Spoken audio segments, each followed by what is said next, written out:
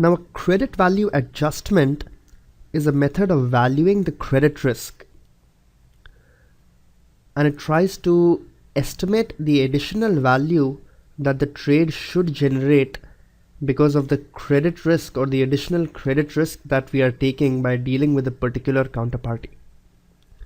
So in the context of derivatives pricing, when we price a derivative, please recall from FRM part 1, we generally assume that there is no counterparty risk.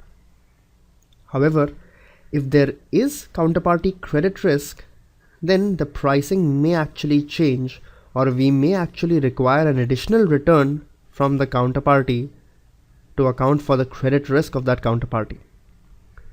The portion that accounts for the counterparty credit risk is called the credit value adjustment. A trader's objective is to earn a return or to price an additional return that is greater than the credit value adjustment. As we will see in the coming slides, the CVA is a complex calculation that takes into account the default probability of the party ourselves. So the person who is pricing or who is doing the CVA calculation has to first consider its own default probability. Then we have to consider the default probability of the counterparty, the nature of the transaction, any netting benefit that can be derived, any collateralization, any hedges that we have constructed or any hedging position that has been taken, all need to be accounted for before calculating the credit value adjustment or pricing the credit risk of dealing with a particular counterparty and including that in our price or including that in our returns.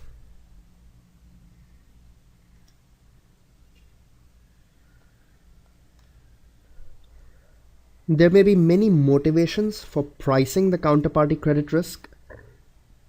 For example, to delegate and to understand the responsibilities within the company or within the institution with respect to the pricing calculation. That is, every trader who is taking a particular credit risk should understand the credit risk that he is getting into, and to determine whether a trade is sufficiently possible or sufficiently positive after factoring in a counterparty credit risk charge. So once again, a credit value adjustment is the price of counterparty risk, and it can be calculated as the loss given default multiplied by the expected exposure multiplied by the probability of default discounted back by an appropriate discount factor to bring the value today. So the calculation is very similar to the calculation of the expected credit loss, that is the loss given default into the expected exposure into the probability of default, and we discount it back. The CVA can also be quoted as a percentage, so this will be an absolute dollar amount. The credit value adjustment or the expected credit loss in a way can also be quoted as a spread.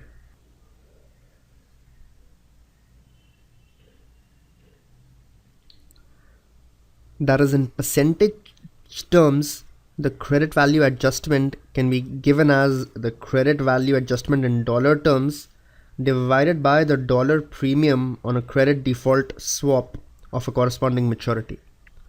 So to this dollar amount, if we divide it by the dollar CDS premium, the expected exposure still remains. So this is the expected positive exposure or the expected exposure in percentage terms, however, multiplied by the premium on a credit default swap. So the credit value adjustment can be calculated as the exposure in percentage terms multiplied by the price of that exposure, or if we purchase a credit default swap, then we would have hedged the credit exposure.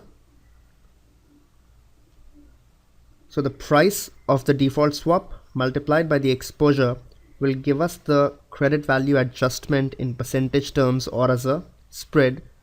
The first formula lets us calculate the absolute dollar amount.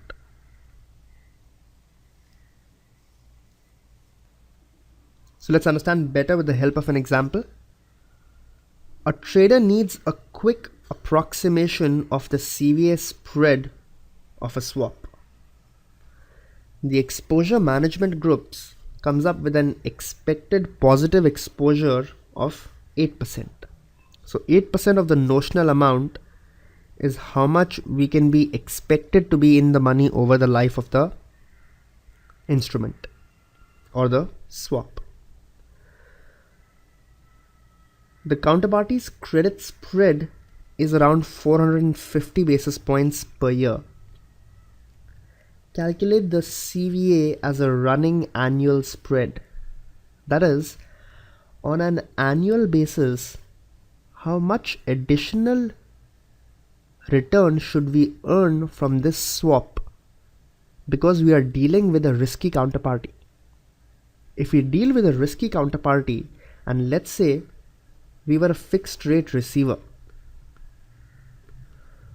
from a no risk counterparty, if we were willing to receive 5%, then with a riskier counterparty on an annualized basis, we would want to receive something additional. That additional amount is referred to as the CVA spread, or the annualized value of the CVA. So CVA as a running spread can be approximated as the exposure multiplied by the value of an annual credit default swap. That is, if any credit defaults happens, then this loss will be made up for by the swap writer. That is to say, additional 36 bips of the notional or additional 0.36% need to be spent to make this swap like a risk-free swap. So if a risk-free swap was giving me 5%, then this swap should at least give me 5.36% or more after taking into account the credit value adjustment. So remember, CVA as a running annual spread can be calculated as the expected positive exposure in percentage terms of the notional multiplied by the premium or the annual spread on a credit default swap. Just like we calculated incremental exposure and marginal exposure, we can calculate the incremental credit value adjustment, that is the cost of a new trade versus an existing one, to determine the effect that a new trade or entering a new trade will have on the CVA. So the formula remains similar, only that we will now only need the incremental expected exposure and the loss given default and the probability of default to calculate the incremental CVA. Now, if there is a lot of netting and collateralization, then the incremental CVA may not be much. To better understand how the incremental CVA is coming, we can do an even more detailed calculation, that is the marginal CVA, that will help us do the trade level attribution. That is, understand what is the incremental exposure and how much of it is being taken away by netting or because of collateralization. So it will help us discover the determinants of the credit value adjustment. Again, the formula remains identical, except we will see the marginal expected exposure and see the breakup of that exposure as how much is coming from the trade and how much is being helped by the netting or by the collateralization, and then try to calculate the increase in the CVA. So collateralization generally will reduce the credit value adjustment because the expected exposure will reduce. So to the extent more collateral has been put up, there will be lower exposure. Default probabilities, however, are normally not affected with collateralization or netting. If we have minimum transfer amounts, threshold requirements, rounding off errors, etc., they can increase the exposure as we studied in the previous review. Netting similarly can reduce our exposure as we saw in the previous review on mitigating credit risk. And the general rule of thumb is that a new trade should be sufficiently profitable to offset any increase in credit value adjustment at minimum. So that is the minimum return that we should build in the pricing itself. That is, the value at initiation of the contract should not be zero, as we studied in FRM part 1 when we were pricing derivatives. The value at the initiation of the contract should be equal to the increase in the credit value adjustment that is happening. The increase can be calculated as the credit value adjustment including the new trade in the netting set minus the credit value adjustment of all trades before the new trade has been included. So whatever has been the increase must be the value of the contract, or that is how much profit we need to generate.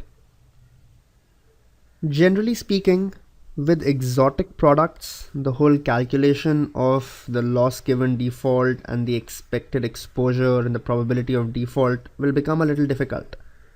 So cash flows are more complicated. The pricing of the credit risk and calculation of the credit value adjustment will become a little more difficult. Similarly, if the cash flows are path dependent, that is, it's not just dependent on the absolute level of the interest rates or the stock markets, the cash flows may vary depending on the path that interest rates or the stock market has taken, then again some modeling or some approximation will need to be done so as to calculate the credit value adjustment for exotic derivatives.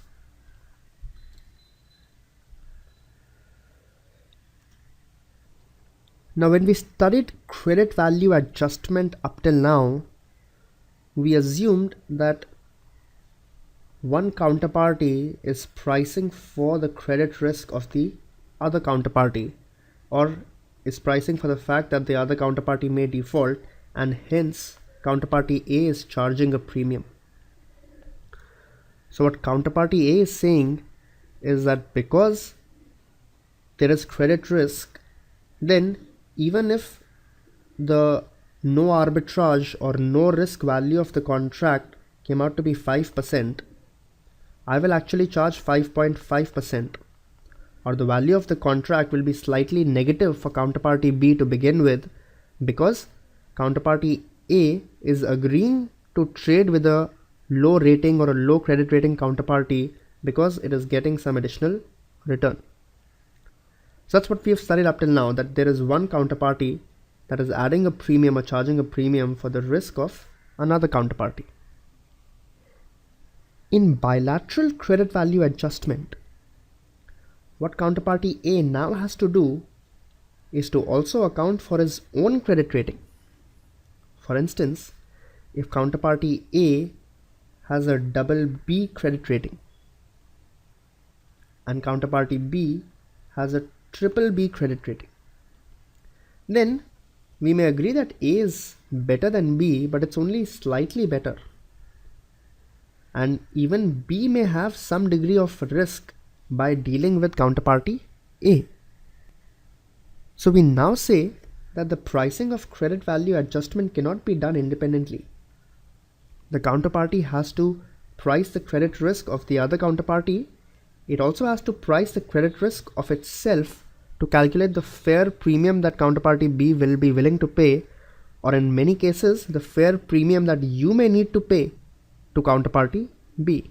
For example, if you are triple B and you are dealing with a counterparty that is triple A, then you are charging from a double B counterparty or a triple B counterparty. You should also be willing to pay some premium to a triple A counterparty if you are dealing with a triple A counterparty. So bilateral CVA can be positive or it can be negative. That means you may be required to pay a premium because you are a lower quality or a lower rating counterparty. So bilateral CVA is a collateral value adjustment that takes into account the possibility that both counterparties could default, though normally not simultaneously. So implications include that the bilateral CVA can be negative while standalone CVA generally is only positive. So parties in agreement with the calculations of the bilateral CVA will settle in accordance with the BCVA's equation symmetry, as we will see in the coming slide. Netting now may at times be disadvantageous, especially when your credit rating is much lower than the other counterparty's credit rating. That is, there may be times that you may not want to net, especially when the other counterparty is of a very high quality and you have a low quality. So the other counterparty may need to net, or maybe more willing to net, or it may be more advantageous, the process of netting, for the other counterparty than for you. And finally, parties in agreement will have in theory all BCVAs net out to zero due to the symmetrical nature of the BCVA formula. So there may be trades wherein I may need to pay a premium. There may be trades that I may need to accept a lesser discount.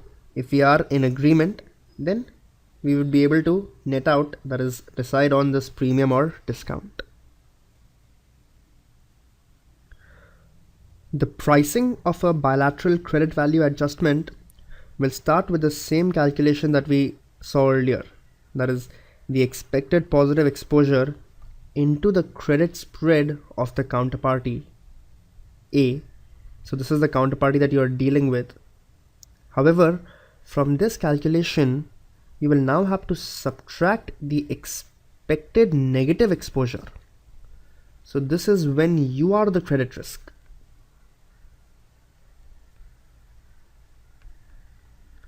So just like the value of the contract can become positive,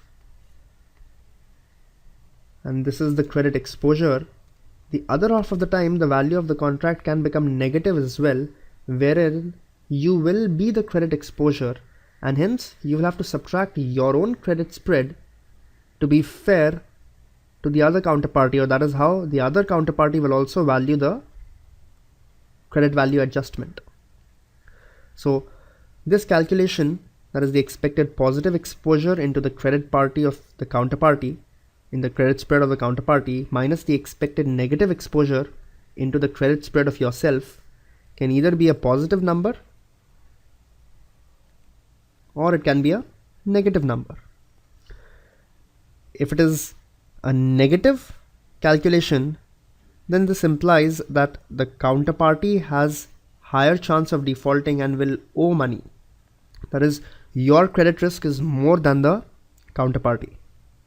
If it's a positive number, then that means that your credit risk is lower than the counterparty or the other side, and you will be owed money, as we studied in the previous calculations, or you will be given a credit value adjustment fee. That is the additional return for taking on the credit risk of dealing with the counterparty. So this was the spread formula for calculating the bilateral credit value adjustment. We can also calculate the dollar amount, that is the loss given default, or 1 minus the recovery rate of the counterparty into the exposure into the